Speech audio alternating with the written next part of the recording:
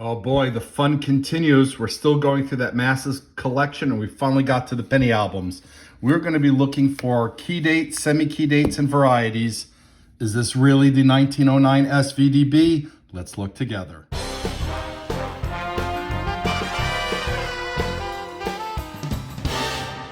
Hey collectors, thanks for watching. I'm the collector of coins, and that's right, we're still going through this massive coin collection I purchased. We're finally at the Lincoln cent albums. Now there was an earlier video where I looked at all the loose cents that were not in albums.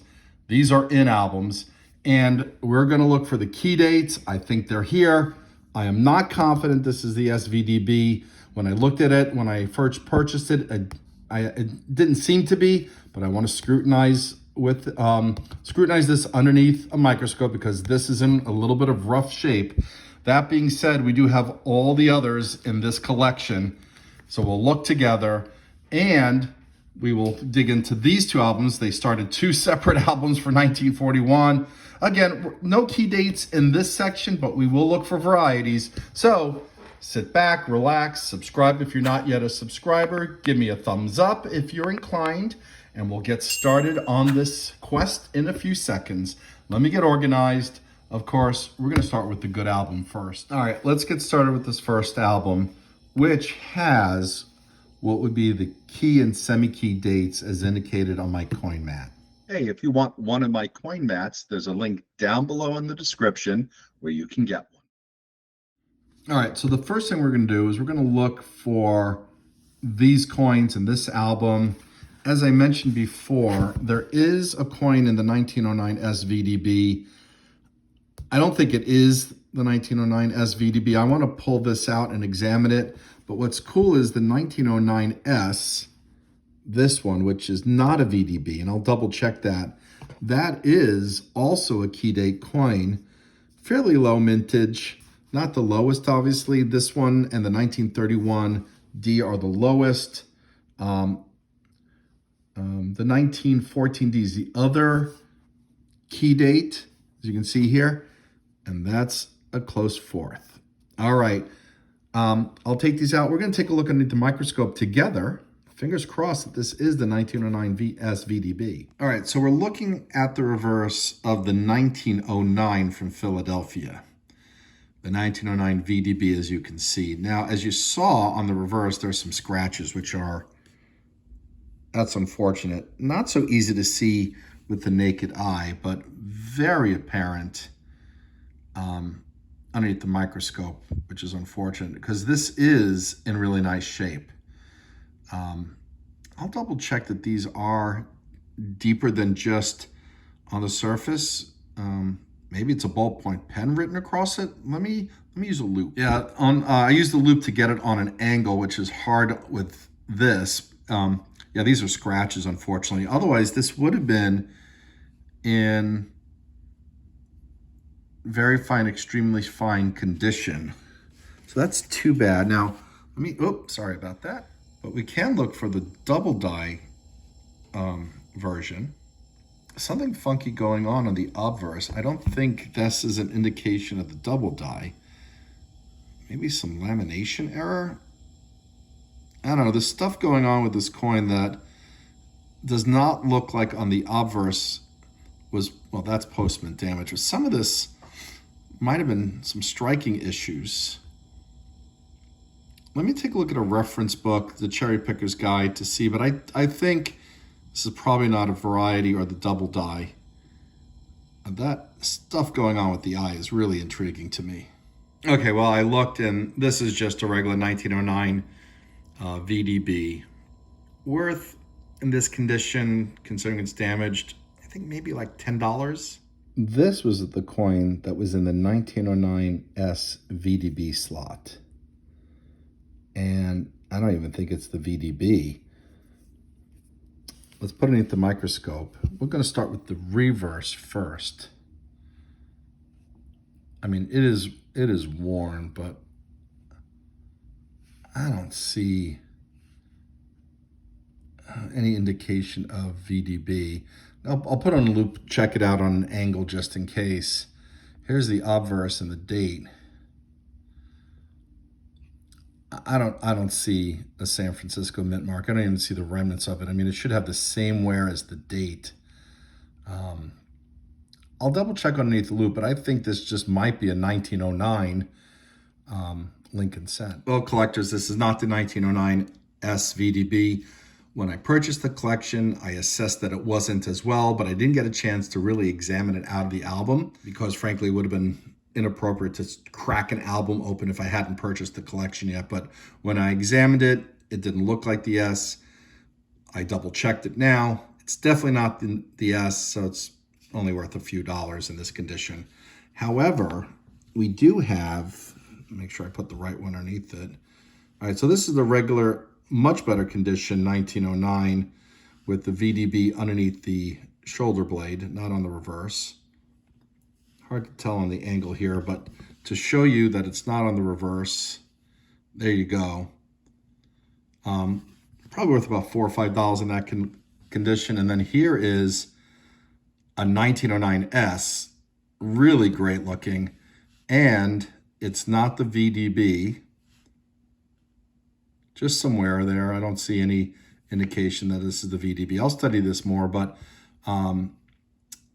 again, damage unfortunately on the reverse, but this is a key date coin. Let's take a look at the value. All right, this 1909S, I would say is in very fine condition, maybe very fine 15. The details are there on the back, but there's damage, so 15, borderline 20 VF. There's not much price difference between the very fine 20 and the fine 15. Sorry if I was saying very fine 15. And at 15, it's a fine, but worth around $120. That's a great find. All right, now, unless the coin is uncirculated or a key date or semi-key date coin, I'm just going to roll them up in a mixed date roll to sell to other collectors. So with that, we did get the first row out. We do know, if we take a look at my mat, 10, 11, 12, 13, 14, 15 from San Francisco are the semi-key dates. We'll pull those out. And the 1914D is a key date. We'll pull that one out. And what else? And that's it on this page. The rest will go in here to be eventually rolled in one of these. Before we look at the semi-key date San Francisco minted coins that we just talked about, thought I'd bring you in to look at the 1914D key date. This is in good condition and it's worth $150. All right, well, let's take a look at the value and condition of these coins. The 19010S, very good 8, that's worth $15. The 11S, this one is in really nice shape. Very fine 35, that's worth $65. It's worth quite a lot. This 1912S, in good condition, not as nice as the others. Still worth 15. The 1913S, in good condition, is worth 8. And the 1914S, it's in decent shape, fine condition, good detail, it's worth $25. All right, we're gonna move forward in the album, and the next coins that we wanna look for are the 1922D, and we're gonna look for either the no D or weak D. I think there's a weak D in there, but I wanna study it. There's no D, but let's double check. Sometimes, as we know, if you've seen some of the earlier episodes, oh, by the way, and if you haven't, the links are in the description. This collector had a tendency to overstuff each slot with multiple coins, so you never know what's hiding there. All right, I'll bring you in when we look at these and this set right here. As promised, I'm bringing it in to see two coins, early ones from the teens that are in really good quality here, or good shape. This 1916 is an extremely fine 45. There's some wear on the high points, a little more than AU, but that's worth $10. And this 1918, which is in better shape, there is also wear on the high points, but not nearly as much. That's an AU, about uncirculated coin, also worth $10. All right, we're gonna move forward. All right, we're into this next page. Now, She has a 22 in the 22 plain position, but I believe there's a D mint mark, if I remember correctly. And this might be a weak D. We'll take a look at that. That's a semi-key date if it's the D. Otherwise, it's a scarce variety. The 31S is not on this page, but if you again go back to my mat, the 23S, 24D, and 26D, which are all on this page, 26D, 24S, 23S, are all semi-key dates. And then, are there any varieties here? Oh, just the 1922 no D or weak D. So we'll take a look at that together. I'll get these out and the rest will go in this jar for penny rolls. All right, and here we go. Here's the 1922 D. This is not the weak D. The D is a little too prominent to be considered a weak D. If anything, that's probably wear. Now, what's interesting about the 1922 D, and I think this is the cause of a lot of confusion by people when they say, oh, this penny doesn't have a mint mark. And it's mainly because I think of this one. The variety of the 1922 D no mint mark comes about because they didn't mint any pennies in 1922 from the Philadelphia Mint. I believe pennies prior to 1981, at least coinage, I should say. I think they introduced the mint mark later on the penny. But anyway, Philadelphia we didn't put a mint mark on the Philadelphia minted coins until modern times. And so most pennies without a mint mark, with the exception of this 1922, are considered normal. The D on this one indicates this was minted in Denver, the only mint that produced a 1922 Lincoln cent. And we have one right here. It's a semi-key date. And let's take a look at the value shortly. And this coin in this condition is worth about $30. Let's get this into a flip.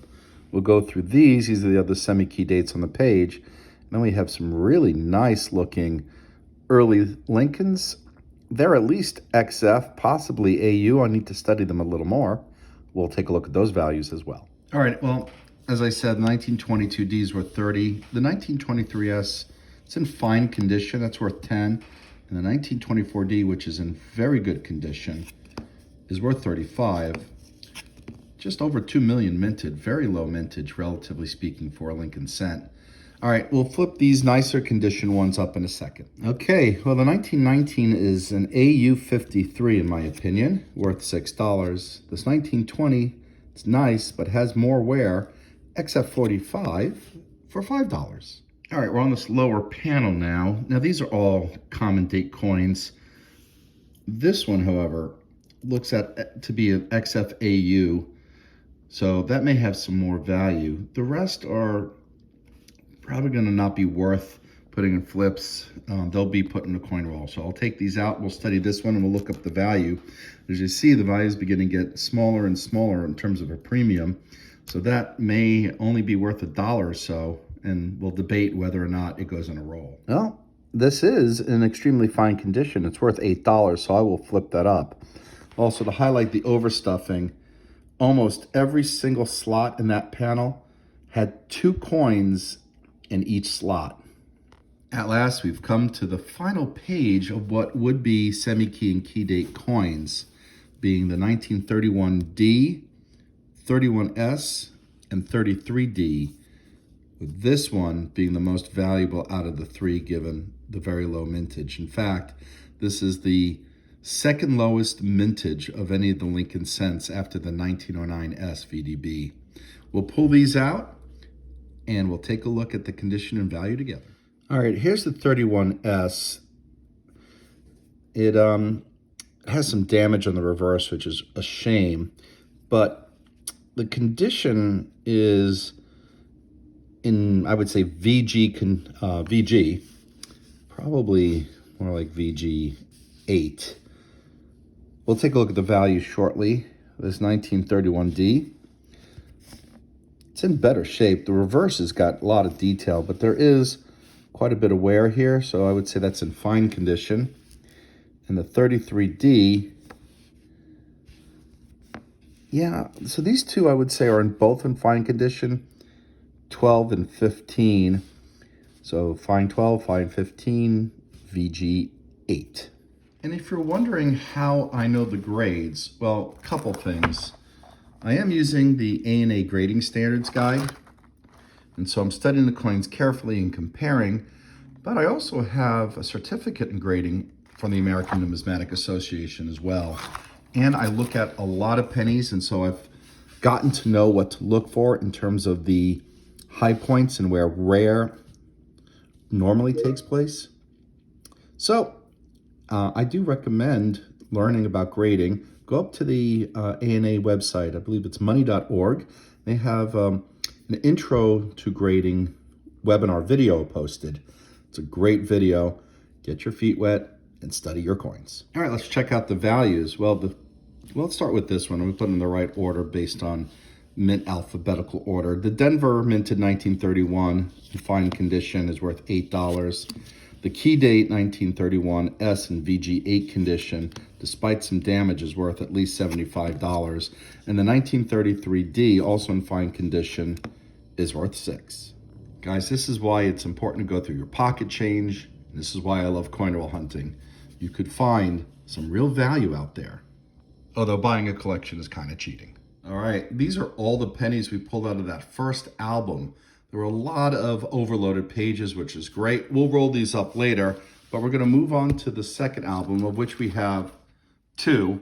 This one has more than the other one. And what we're gonna be looking for here are varieties. Here are the varieties that we're gonna be looking for. All right, I'll bring you in as we look at a few of them.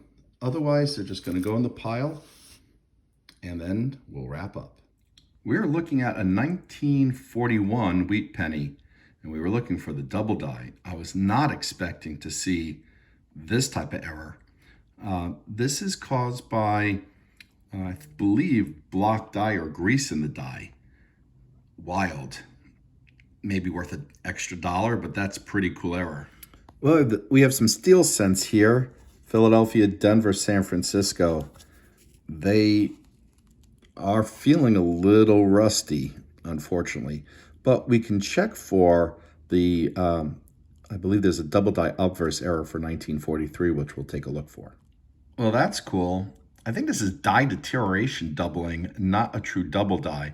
I'm gonna take a look at a reference pic just to make sure, but I'm pretty sure this is not a double die. Well, if it was a double die, it would be evident in Liberty and in 1943, the date. So pretty cool, but really not worth anything more. All right, we're on the next page, and I have to tell you, this cracks me up. Look what's in the 1955 double die space. Yeah, a 1960. This collector sometimes did some interesting things for the rare coins. She just would put a coin in as a filler instead of leaving it blank. All right, this album has now been emptied out. There were no varieties other than there was a 1960 large and small date, which in my mind doesn't carry a premium. I got tons of them to sell as well. So I'll put them back into circulation for someone else to find. Looks like I missed one. I'll have to get that guy out. And after I do, oh no, look at that. We got a duplicate album to go through.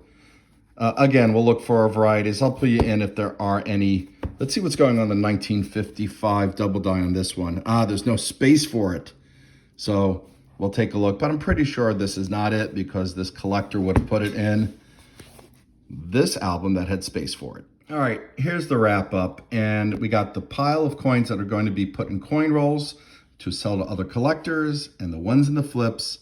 We got, I guess, the highlights, the 1909 VDB, 1909S, and the 1914D key date, 150, 125, 10. All right, well, collectors, thanks for watching. And as always, happy collecting.